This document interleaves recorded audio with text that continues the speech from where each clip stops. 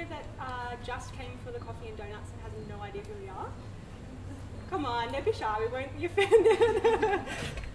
Just to give you a little bit of an introduction, it's Rick and Emily.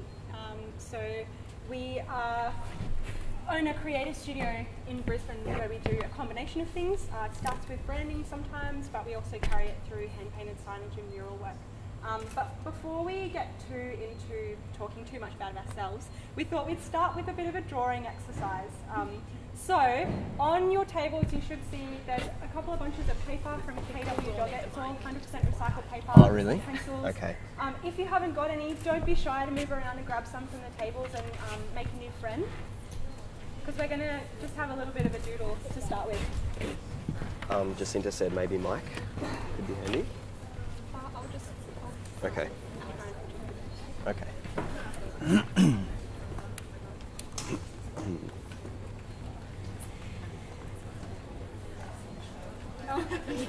Plenty of seats. You don't have to sit on the ground. Alright. So if you came on your own, come and sit next to somebody that you don't know, because we're going to break the ice by getting you to draw them. It's not as bad as it sounds, I promise. Alright.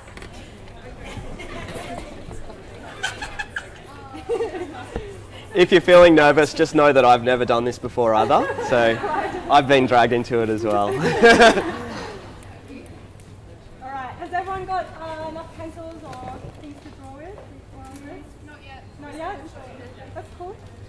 Take your time. So Rick and I are going to start by showing you how to begin on stage. It's really easy. The trick is you're just looking at the person that's sitting next to you or across from you. It's better if you don't know them or if you're not familiar with them, because it makes you that little bit more nervous. What's it called? It's called a blind contour drawing. I don't know if you guys have probably done this in school before, where you're looking at something in front of you, but you're not looking at what you're drawing on the paper until they're finished. So what's going to be on here is going to be significantly different from what's here. But that's okay. So we're just going to get stuck in. I'll give you a little bit of an idea of how it works by starting with Rick. We'll do each other, shall we? Yeah. So I'm looking at Rick and using my eyes as the pen as I trace around, and not looking at the paper. If you want to, you can start to just use the line the whole way around and don't take your pen off. And you're going to end up with some probably banana shapes. probably a bit of a wonky mouth. I'm focusing on your teeth now. I apologise in advance. I've got your cute little beanie. I'm just working on your earrings. Oh, I just glanced at my paper.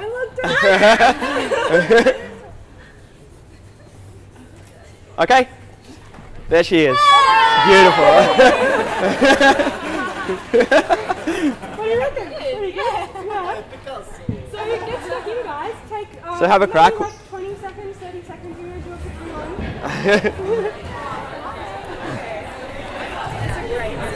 Yeah.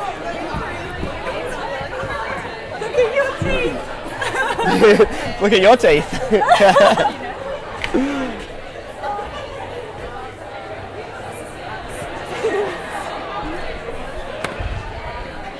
You can't.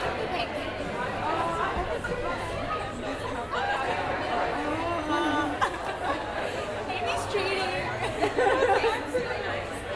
Are you doing glances? You sure you don't want to try the mic, baby? Okay.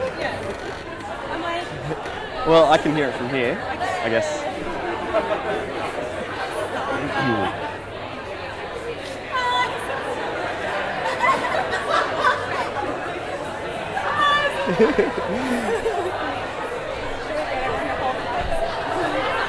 Can you say Yeah. We'll just wait.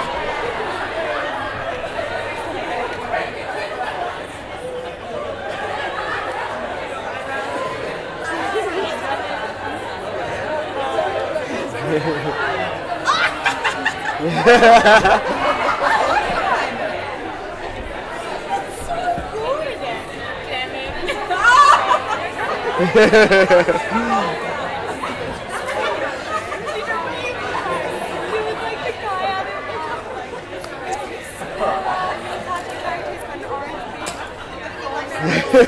that enough time, everyone? Alright, hold them up.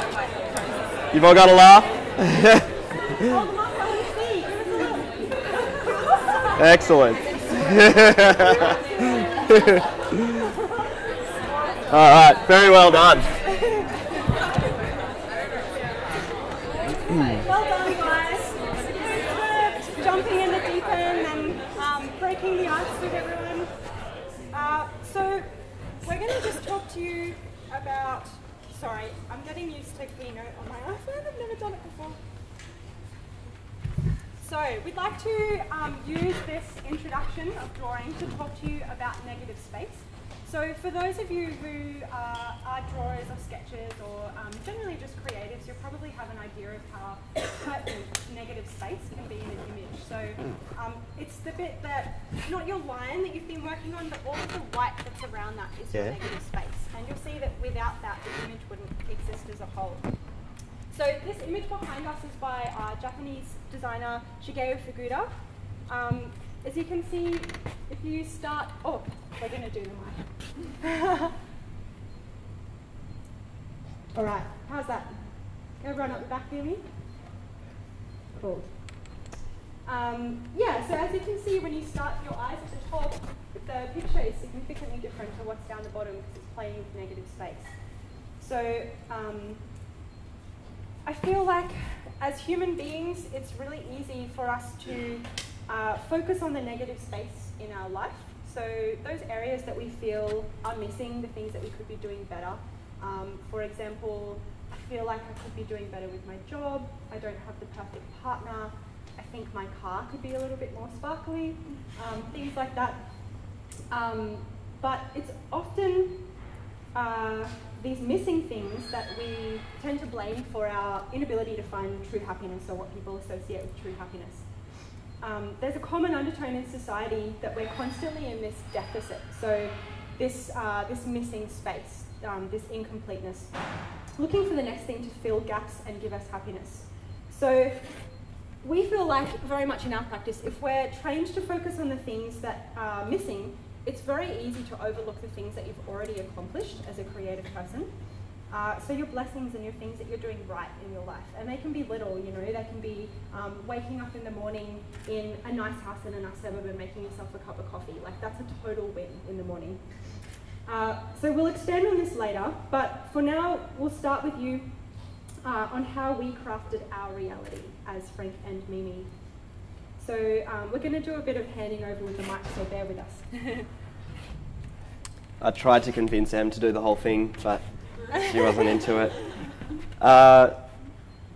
So we've already covered donuts. We're very appreciative of those, and that's really what we're all here for.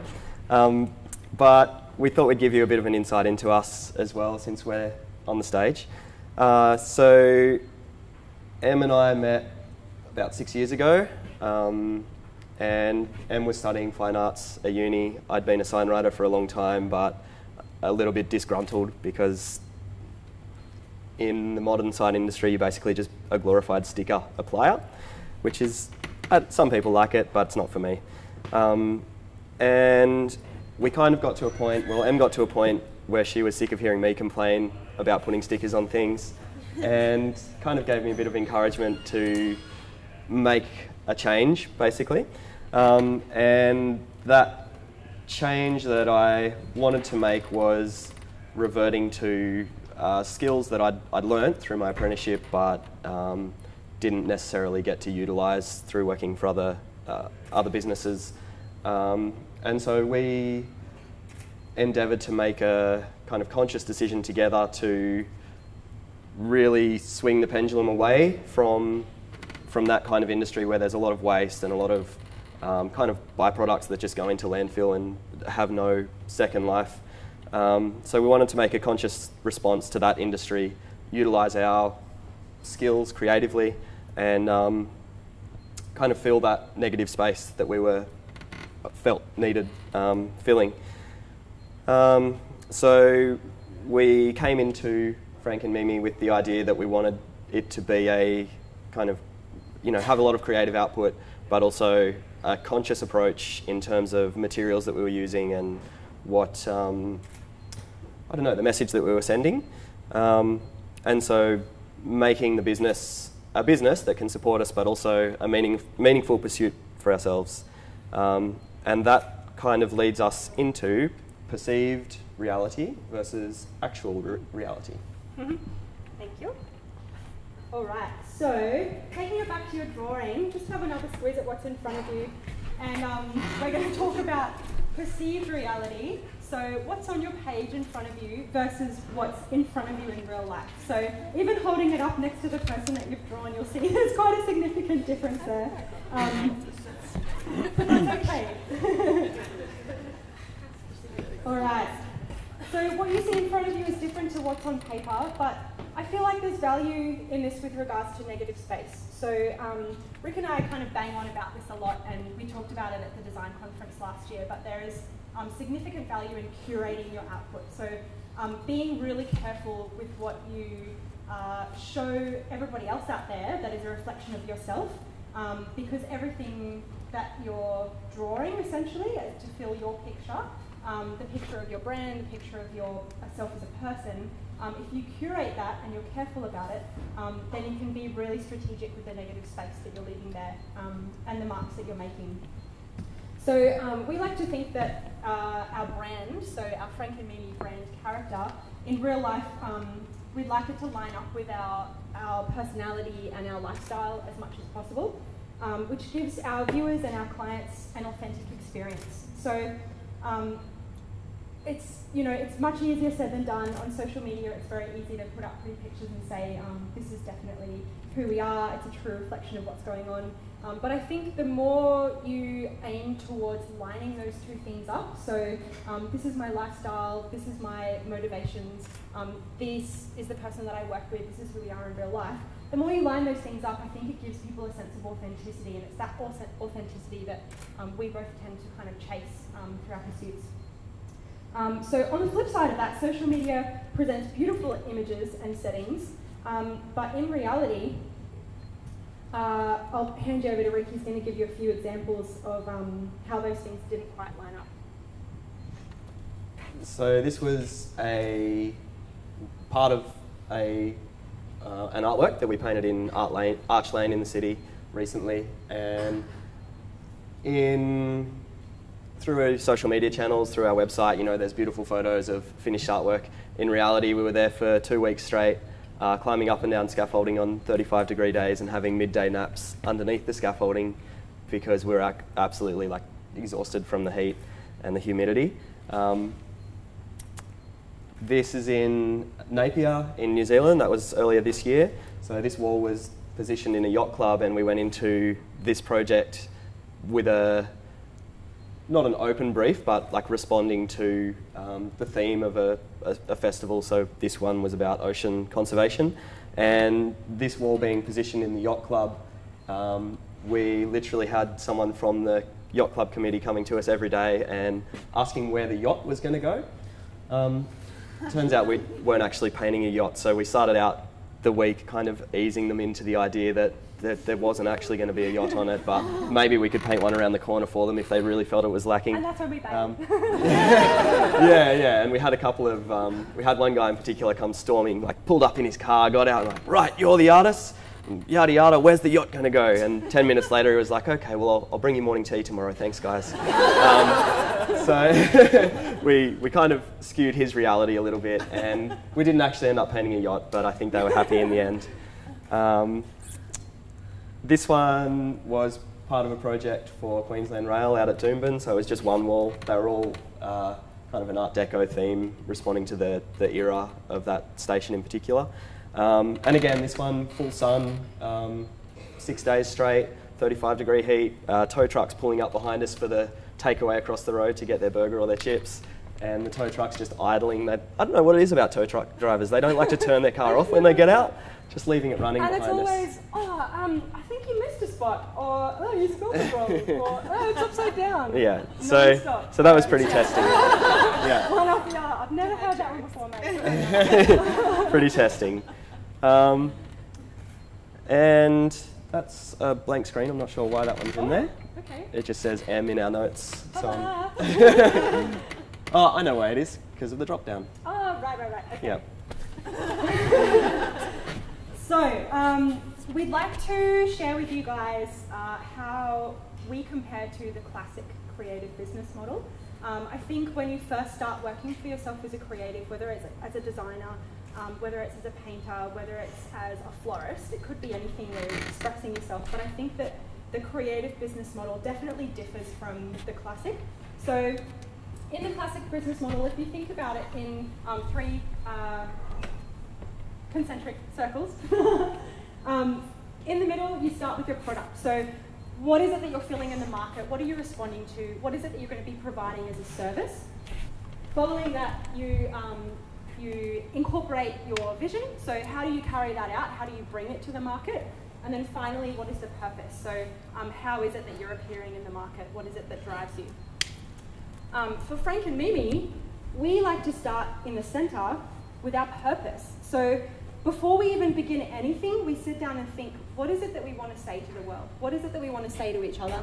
What is it that we care about? How do we want to grow and develop ourselves as human beings? And then from there, that then determines our vision. So once we've just established our message, what is the message we want to carry? How do we then carry that out? So what are the steps that we take to make that a reality? And then finally, it finishes with the product. So the artwork is very much the last step in that scenario. So we sit down, we think about what we want to say, we draw it out at the very end. So as a result of this business model, our approach to how we work with clients is quite different as well. So we don't work with you, we don't work for you, we work with you. It's a collaborative pursuit. So whenever we come to somebody as a collaboration, when they're employing us for our services, it's a collaborative pursuit.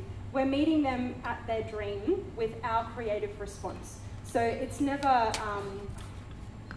okay, I'll pay you this much to do this brand and I want it to be exactly like this. Rick and I have a really short attention span for stuff like that, and we are not cut out to be designers. I think when we've been sitting at the computer for more than a couple of days, we start to go a little bit loopy. So we very much start our approach with clients with that attitude from the very beginning, which is, I would like to work with you on this project and I want to realise it with this creative response, but we're going to have to work together and be equal on this. All right, I'm going to hand you over to Rick. We're going to share a little bit of a story. If you guys were at the design conference last year, we talked about a brand that we did for a client that we weren't very happy with, but he'll talk about where we're at now with that. So literally a year later, we had the opportunity to revisit the one that we showed last year, which was just a bit of a mess. And they were happy with it, but we weren't happy with it. We learnt a lesson not to present things to clients that we're not 100% on, or that isn't resolved the way we'd like it to be. So thankfully they have another venue. So the first venue was Brisbane Brewing in West End. Their original venue is Brew House in Wollongabba. And they're really lovely people, so they weren't hard to, it wasn't hard to create a good working relationship with them, because it's a personal relationship as well. And so we kind of hounded them for a little while, saying we'd really like to revisit this. Yeah, we'd really like to revisit it for you. And then earlier this year they said, well, we're going to remodel our original venue. Maybe it's a good time to revisit both identities. So they essentially gave us the green light to try and create like a nice family of brands, only 2 brands, small family. So this is the new one for Brew House. They wanted something that kind of gave a nod to the heritage of the building. It's a very old building in Wollongabba, but also had a bit of modern appeal. And that's it, executed in the window. We just did that last week or the week before. So that's literally the first step in fitting out their whole building. So I guess,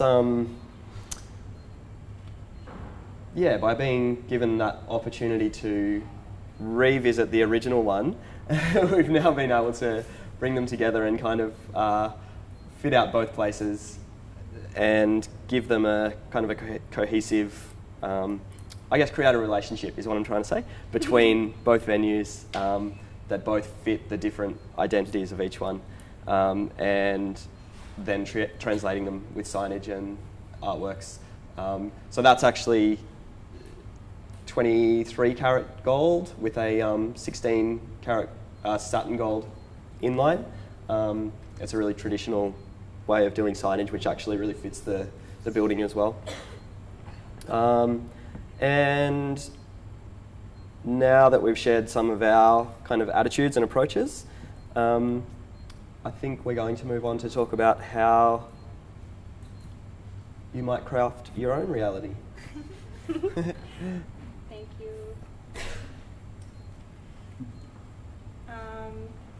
Oh, that's you, babe. Oh. Yeah. I might talk about that. So the notes say the difference between a career and a vocational pursuit. So it might seem obvious to some, but not necessarily to others. So for us, we're not really career-driven people. We didn't kind of come out of school or out of uni being like, this is my direction. I won't be happy till I get, you know, to be managing this position or whatever. Hey, I'm a creative director. Speak for yourself. Yeah, well, self-proclaimed. So I guess what defines a career is something that is hierarchy-driven, goal-focused, and somewhat a means to an end. And there's no, it's not a negative thing to be motivated by those things. It just may not suit creative personalities. It doesn't suit ours. So we chose a vocational pursuit, so more so following our calling, following a passion, and building something that suits our life approach, I suppose, on a broader scale. And in that way, we're not so much working to live, but living to work, and that we're pretty much embodying that at the moment with 7 days a week, 10 to 12 hours a day, so it's pretty intense. But that's the joy of, you know, choosing your own path, I suppose. Thank you. All right, so I think it was at a pretty pivotal point for us when I think we had just started to go full-time after doing you know, little bits here and little bits there, taking on a job here and there. And we actually saw a really good friend of ours, Dahlia, speak in the city. And Dahlia was sharing ideas about, sorry to embarrass you, Dahlia, was sharing ideas about how important it is to actually write down ideas of what it is you want out of your creative pursuit. So not only just 5-year plans and 10-year plans or even just the next week, but actually from in here, like what is it that you want to get out of your practice.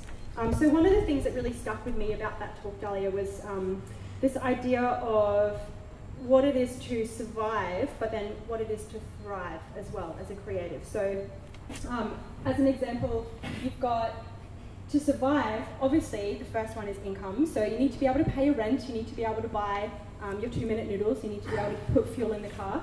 But then to thrive is that little plus sum. So it's that little bit that you get to put away at the end of the week, which buys you something that makes you feel really good about yourself, or it's that little bit that you get to put into savings that then goes towards another creative goal that's a couple of years down the track that you're really passionate about. So it's that little plus sum that sits in the thrive column that we really get excited about. Food. So obviously you need to be able to survive on food. So, you know, white toast and peanut butter can only really get you so far as a creative. So to thrive is to get good food. So once you've been working on your creative pursuit for long enough to be able to afford you things that you really enjoy, it's okay to thrive on something nice and treat yourself and take yourself out to breakfast and actually say, well, I earned this and I earned this donut. I earned this donut. Yeah. It's free. I earned it. I mean, yeah, so shelter. Obviously we all need shelter. It's under that Maslow's hierarchy of needs. the difference between surviving with shelter and then thriving, I think the thriving is creating a home. So creating that space where you surround yourself with things that you really care about and that make you feel like you're on the right path. For us, we share a space, obviously, we share a life, we share everything.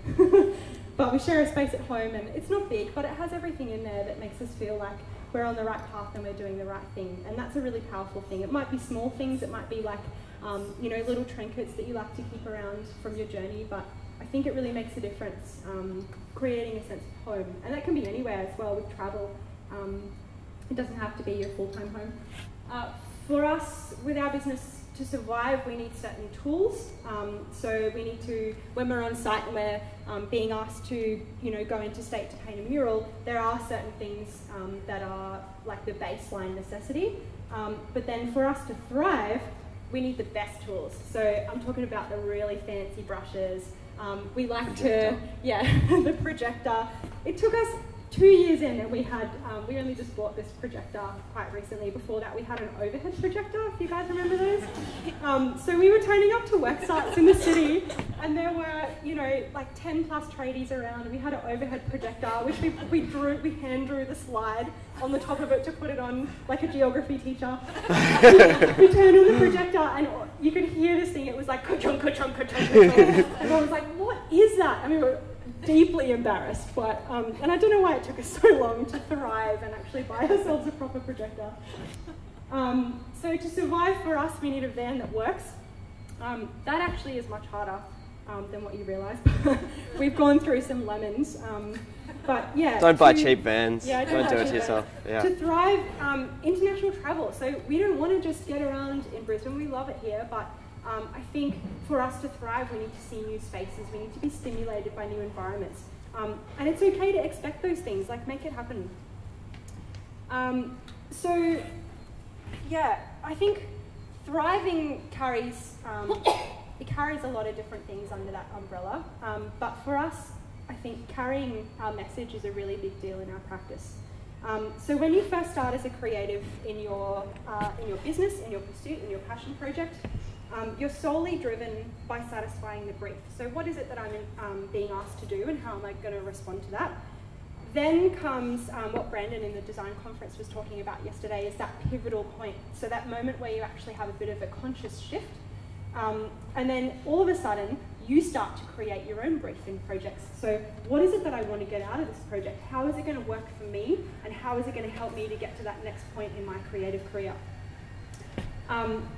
So yeah, you no longer take on everything. You become selective and you align yourself with the things that carry your message. So what is it? What is your message? It doesn't have to be an environmental message. It doesn't have to be anything like that. It can be, I only want to work with people who wear beanies, and that can be your thing. But if you stick to it and you start to search out those jobs, you can tell that's mine. Then that's what you start to attract. It's incredible. So this wall, if you guys haven't seen it before, we headed over to New Zealand a couple of months ago to represent Australia in something that's called Seawalls Festival, Murals for Oceans. So a lot of the work that Rick and I had done in Brisbane previous to that, we were working for clients, but they would provide us with a brief, but then we would like really subtly just sneak in little things that we wanted to say, little comments that perhaps they weren't so aware of, but that if you were to look into it and if we were to reflect on that online, we would be able to expand on why it is we cared about that certain thing, how we used that opportunity to say what we wanted to say. So Seawalls Murals for Oceans is a festival that's wholly and solely based around purpose in creativity. So everyone there is painting for a purpose. It's based around, kind of loosely speaking, ocean conservation, but then more specifically, each artist deals with one particular thing. So the fact that plastic is going to outnumber marine life in 2050, the fact that ocean acidification is getting really nasty, the fact that the Great Barrier Reef is so bleached. Things like that, we all kind of came together and talked about how we could creatively respond to those issues, but in a palatable way. So get locals to get involved and not be feeling like they're getting punched in the face with a message, but they're actually looking at something beautiful and engaging with it as a story. Something that we really care about is that behavioural psychology tells us that we take action and make decisions based on our emotions. So for us, I think the things that we get emotional about, we want other people to get emotional about. So when I'm painting something that I care deeply about, I want you to feel the same way. I want you to look at it and I want you to feel those same kind of fluttery feelings in your stomach, and I want you to brim up and feel like you want to do something too. So art impacts our emotions more effectively than statistics or news reports. So for me, going and painting at something like this means not only do we get to carry our message, but we get to do it in a way that gets people excited and engaged and that they can respond to. Because if you don't care about the ocean or you don't understand the message, that's okay. You're still going to be affected by the artwork when you're walking past it. All right, so following this idea of carrying our message, we'd like to talk to you guys a little bit about duality.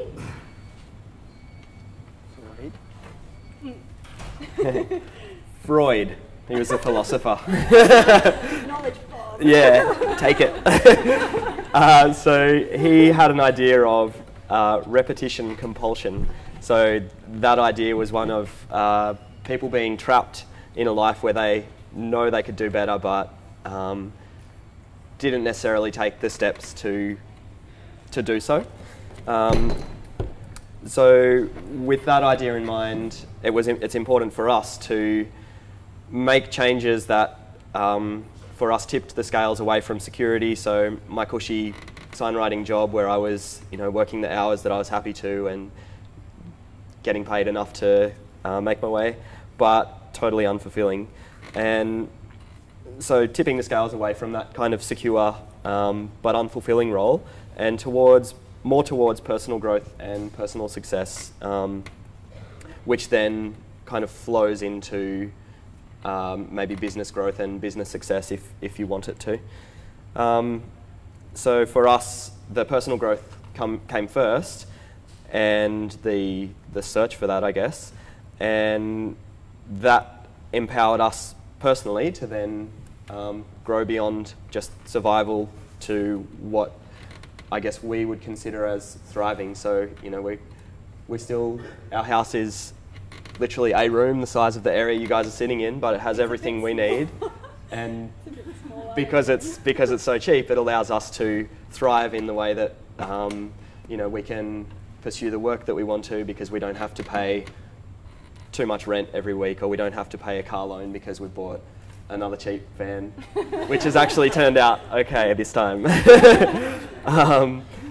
So yeah, that personal growth allowing us to thrive, and then investigate the things that we feel are important for us to investigate through our work and through our artwork. And through our artwork, we I guess we realise that there is a duality, realise and acknowledge that there is duality in life and in everything we do, and we investigate that through our work. So this one is actually downstairs here. Did anybody come in from the foyer downstairs? Yeah? No? Couple? I went to the bathroom. You went to the bathroom? Awesome. You would have seen it then. Yeah, that's the bathroom door right there if you're looking for it.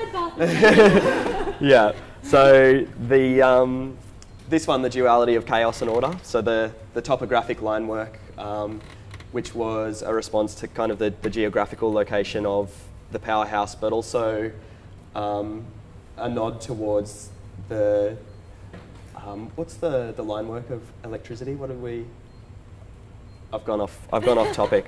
Anyway, so that topographic line work with its kind of depth and perspective over the top of just solid, 2D letter forms, creating that kind of conversation between the two. The duality of light and dark, high contrast for high impact, it's a pretty simple concept. And this is two separate bits of the same artwork, but we didn't have a finished photo, so these are progress photos. But strong letter forms paired with gestural feminine brushstrokes, so the idea of masculine and feminine. You can tell which parts were each painted. Yeah. And we investigate that kind of duality in most of our work because Em's a painter, I'm a sign writer, I'm a Virgo. I don't know what your star sign is. I'm Gemini, yeah. I did know that, I just forgot on the moment. We'll talk about that later. Yeah. And so through our work, investigating those dualities and looking to create our own reality, we're also, I guess, trying to alter other people's reality along the way and the way they, in the way they might perceive the world around them or day-to-day life. And I'll pass it over. All right, so this is my favourite part, guys. This is the bit that gets me really excited. So, altering other people's reality. So, Rick and I think about this a lot. We reflect on the impact that we're having, and this can be from the smallest impact that you can have on your friends and family. So the way that you go about your creative pursuit, if it's with intention, that ripples out and people really take a hold of that and it soaks in. So one of the greatest things about being a creative and running your own project or your own pursuit is you have the ability to say no. I think that when I was in university, I especially kind of got trained into this way of thinking that was you have to take on everything and you have to take on as much as you can and you have to say yes to everything and you have to love it because it's just going to be, you've got no other choice when you leave. But I strongly believe that that's not the case. So from the very beginning, like as soon as we started working together, I was still in university and we were kind of struggling and we were, doing a job here and there. But from the very beginning, we strategically said no to things. So we were crafting our output, we were curating what was being seen publicly, and then as a result, whatever was chasing us and the people that wanted to work with us were the right people. And I think that you can do that from any point. There's no like magical point in your career where you can decide to say no, you can do it now. Because anything that you say no to, that makes more room for better people to say yes to. So, yeah, building that negative space with intention. So coming back to the drawing that we were working on earlier where the white that surrounds it is actually really pertinent and really necessary for that drawing to be successful. So for us, it's the things that we say, it's as much about the things we say no to as the things we say yes to. So more often than not, it's what you don't choose as a creative that ripples out and has the most effect. So that's sometimes what people are actually paying attention to. Every time you're saying no, you're saying yes to something else. So these two here, this was a bit of a moral challenge for Rick and I, and we talked about it a lot. We were approached by a development company in the centre of Brisbane. They were working on 480 Queen Street, and they had started this project where all of the hoardings on the front of the building were being put up and made available for artists to create an artwork in response to this development company's particular core values. So it all sounds really corporate and boring, I know. I can see some of you going, So the Growth on Hoardings initiative, we were challenged by the duality of being funded by a development company, but in the end it was for a good cause. So rather than saying no completely and flat out, we said no strategically. We took on the work with terms. Our terms were creative control in response to the brief. Following the exhibition of the 4 artworks over the course of the year, we're now in the stages, actually next week we're cutting them up and reassembling them to be auctioned off to raise money for Kids Undercover. And there was no way we would have taken on this work if that wasn't going to be the case. So rather than dealing ourselves out of this job because our first gut reaction made us shrivel up when a development company approached us to do something like this, we dealt Frank and Mimi in. So we thought creatively about how we could use this opportunity to carry our message. So rather than just saying no and focusing our energy on something else, I think there's also value in strategically saying no. So no, but, turn it into a yes, but for another reason. So in this scenario, we filled out the negative space with positive outcomes, which we were really happy with. Another scenario where we've been challenged with this idea of saying no was at the beginning of this year, we were approached by a global fast fashion brand who were setting themselves up in Indooroopilly and in Queen Street Mall with a huge centre. They approached Frank and Mimi to be brand ambassadors for the Brisbane stores.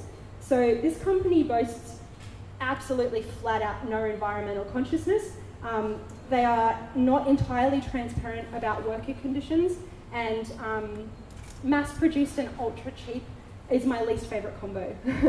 So Rick and I go by an old signwriter's rule. Fast, quality, cheap, pick two. I think anytime you have any more than that, you're tipping the scales in the wrong direction and it's not going to feel right. So our choice to say no to this particular company has shaped our reality, but it's also further shaped our identity. So even though it was a flat out no this time with the fast fashion retailer, it strengthened our resolve to work with clients and companies who are change makers for the well-being of us and the planet. And I think something really beautiful that happened in our response was we said, on this particular occasion, we don't want to work with this particular brand. The marketing company that we responded to and said no, we actually got an email back from the woman saying, thank you so much for being honest. Thank you so much for sharing that. Thank you so much for saying no, but with intention. And to have somebody say thank you to you for making a decision that we were pretty nervous about, but knew that in our heart of hearts we felt right about, I think was really justifying for us creatively. So in contrast to that, I'd like to introduce you to some brands that we haven't yet worked with creatively, but would be over the moon to. So these are the kinds of people that get us excited. Brisbane Far Out, we are shit hot at the moment. Are you guys like looking around at how much good stuff is going on here? Design conference yesterday, I was losing my mind because, you know, we've got all these people travelling from interstate and overseas to come and speak, but I was like, man, Brisbane is just going off on its own. Like the people that were standing around in the bar yesterday were just as exciting as the people who were standing on the stage. And it just, oh, it gets me really emotional talking about it. So we'd like to introduce you to Seljack brand, Australia's first recycled closed-loop production wool blanket. Holy, like that's phenomenal. Seljack brand makes recycled wool blankets using offcuts from the factory floor of Australia's oldest mill in Tasmania. After the blanket has enjoyed a long, adventurous life, they collect it free of charge using Sendle, a carbon-neutral courier service. And then back at the mill, they shred it and spin it into new yarn to make future blankets. So you can see how much of a strong contrast that is to the fast fashion retailer with a bazillion and 23 different colours of the same shirt for $20. B1 third, I'm just going to embarrass Jack down the front there. So this guy down the front there, he's the fellow in the hat. We share a space with Jack, and I'd like to just share with you a third of our global food supply is pollinated by the humble little honeybee. Jack is working so hard together with aparists from Brisbane, interstate and beyond, and most importantly, educating people on how they can become stewards of their own environment. So somebody like that is somebody that I want to team up with and put the Frank and Mimi brand and stamp on that and make that a partnership. Have you guys heard of Nikos in Brisbane? So all of Nikos garments are made under ethical conditions right here in Brisbane. They were the first underwear brand to gain accreditation with Ethical Clothing Australia, and this means that you can be sure that all of their workers are being paid fairly and working in good conditions. So I think, you know, those were just some examples of the kind of thing that we're trying to gravitate towards. I think as soon as we say no to something like the fast fashion retailer, it means that we have made negative space, which we can then, with intention, fill with people like Jack and people like the Seljack brand and Nikos as well. Yeah, I'm going to hand you over to Rick now because I've been hogging. How are we going for time? We've got 4 minutes. I can do that. So it's our hope that those choices create a ripple effect, and I think, as Em mentioned, the email response we got from a marketing firm down in Sydney when we said no, it was a really positive response, and yeah, kind of reinforced our decision. And so also inspired us to continue, I guess, trying to carry that message somewhat and subtly adjusting, hopefully, other people's views along the way. So this is actually what we've been painting this week, and we're going to go back up to Toowoomba when we finish here this morning and hopefully finish it off over the next couple of days. And it was described by a fellow on Wednesday when I told him what the inspiration for it was. He said, Give it, like, let people know what it is, what the inspiration was. Oh, okay. So I just saw these faces and they're like, I have no idea what you're talking about. Yeah, all right. So it will say, when it's finished, it will say, while we flourish. And essentially, if you read between the lines, it is about the impact and the legacy that we're leaving on the planet. So pictured is produce that has been or is grown in southeast Queensland, and that is a representation or was a representation in Renaissance painting of opulence and wealth, and different produce was used to show people's status in society. And also pictured is the paradise parrot. You can see him peeking out the top of the F. So they're extinct now due to, they were native to the Darling Downs region, and they're now extinct due to industrial scale farming. And that's just, that's like localizing the artwork, but that's not necessarily what it's entirely about. It's just a representation of a broader impact that we're having. And it was described, as I was about to say, it was described as punching people in the face with a pillow. So giving them something beautiful to look at, but hopefully also, triggering something in their minds that might say, wait a minute, I can make a decision to buy food that's, sustainably and thoughtfully grown, rather than food that's been in cold storage, shipped around the world, and is 6 months old. Another example that we don't have a photo for, but we were approached recently to create an artwork for a tote bag for an event in Brisbane that gets a really big following. Should I? 80,000 plus people. Yeah, so, and we simply made the suggestion that maybe those tote bags could be, recycled nylon or organic cotton or something like that. And the organiser hadn't actually thought of something like that, but something like that, when you've got a following of 80,000 people, could have a really big impact, and that's something we're excited about. And if it, regardless of whether that actually happens on this occasion, the seed is planted and in her mind, and might be fulfilled at next year's event or something like that if she's got more capital to work with. I think that we've already covered that. Oh, yeah, okay. Probably got a minute at the most. Oh, we've got a minute. Okay, shit. So, just going back over some of these points. Craft your own reality. So, you guys are in control of that. There's nobody else that's going to tell you how to craft your own reality. The market doesn't define your creative reality. You define it. So, you're totally in control of that. And there are steps that you can take to basically make that your everyday existence. So not like a far off goal where one day I want to be in charge of my creative output. I feel like you can do it right now as soon as you leave this, the powerhouse. So perceived versus actual. So I think, what we were touching on is that it is really healthy to line these up as much as you can for authenticity, but it's also okay to curate your output. So being really careful about the things that you share. Career versus vocational pursuit. So I think I look forward to a time when we're constantly living out of our van and travelling interstate and painting things for fun. Which will be powered by veggie oil. Yes, I don't. Learn how to strategically say no. So don't feel afraid of saying no. It's actually a really powerful thing if you do it with intention. Alter other people's reality. So this is the really big one.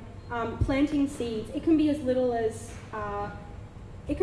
just a side comment in a meeting. It can be as little as this is something I really care about, but I'm just going to drop a little something in this job. Or it can be huge, like define a whole project by it. But I think it's that act of strategically saying no with intention that allows you to carry your message as a creative. And oh boy, there's no one better set up to carry a message than a creative person. So I almost feel like it's our duty and it's our responsibility to do that. And that's it. Thank you guys. Thanks so much for listening.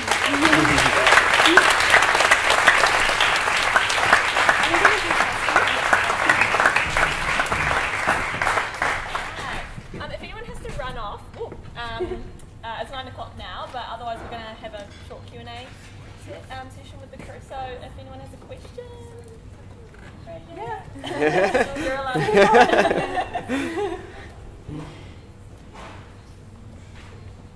If you don't have any questions, it's okay because I'll just go eat donuts. If there's any left. All right, who wants to open it up? This is my favourite part. Come on. Nothing? Come on. Nobody wants to ask anything? Any thoughts? What is your favourite plants to work for? Our favourite? What would you think? I think our... First coat. Yeah.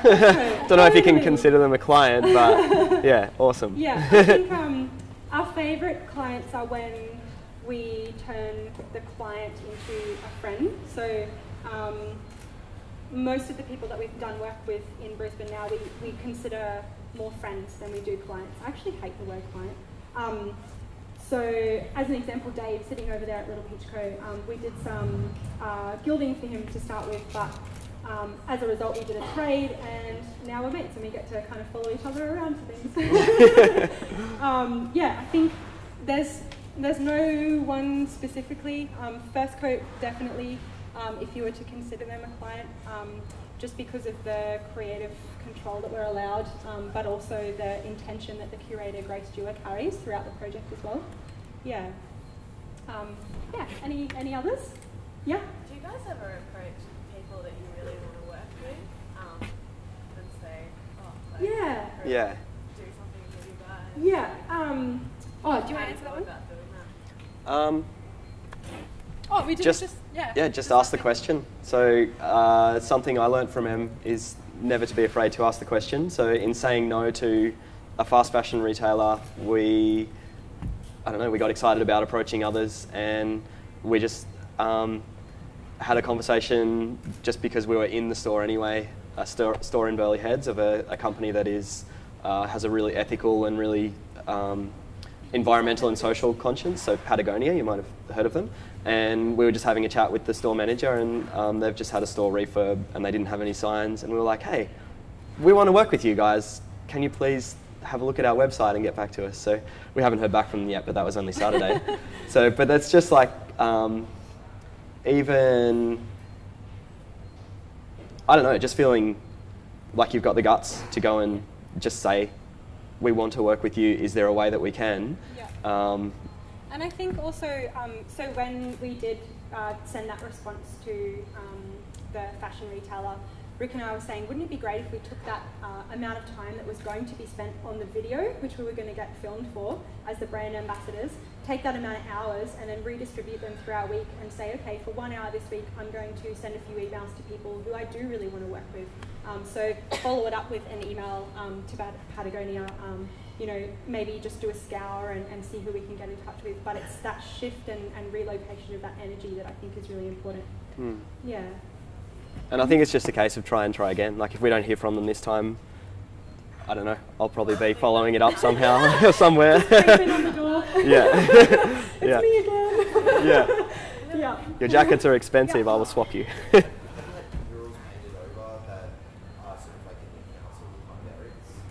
In council areas? Well, like any rules by council.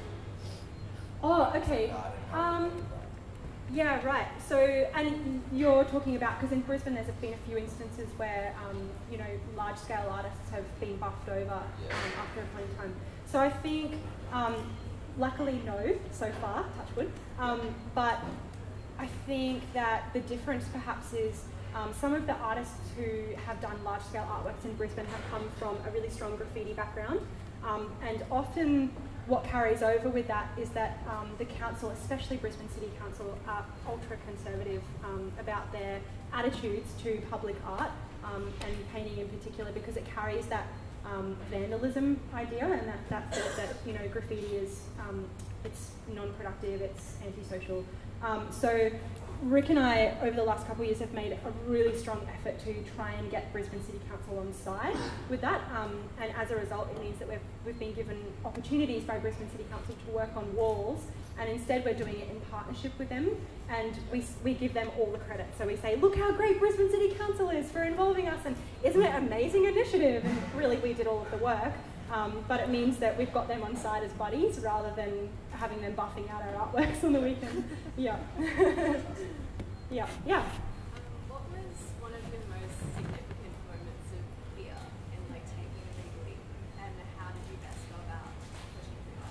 That's a great question.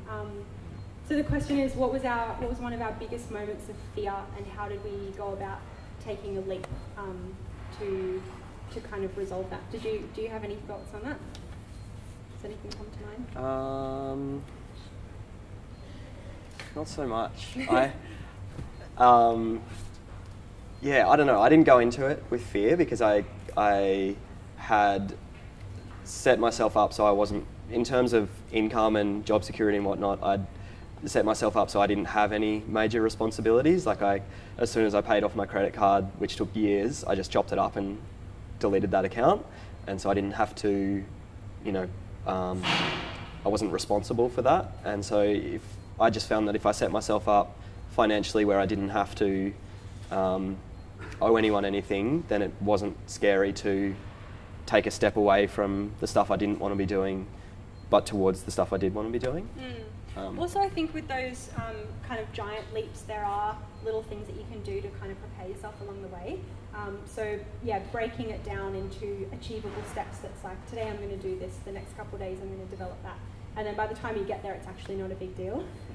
So I think, yeah, I was actually quite scared when well, not scared, but nervous when we went to First Coat last year, because it was the first time that we'd done plenty of large-scale artworks, but we hadn't done them in the company of 30 artists that we really deeply admired, and that was a huge deal. And I was such a fangirl. Em got all shy. She couldn't talk to any of them. Yeah. Oh my God, I really love your work. Yeah, but I think as soon as we started painting, we felt really comfortable. So Rick and I try to do that a lot when we have these moments of like being asked to step up to the plate and achieve something. We try to surround ourselves with all of the things that make us feel comfortable and at home, so that it doesn't feel like it's such a big leap. Does that make sense? It's kind of, yeah, making it really cushy and comfy, so that it's, yeah, the least amount of scariness. Yeah. Anyone else? How are we going for time? Yeah. Yeah? Probably wrap up. Yeah. All right. Thanks so much, guys. Thanks for having us. Thank you.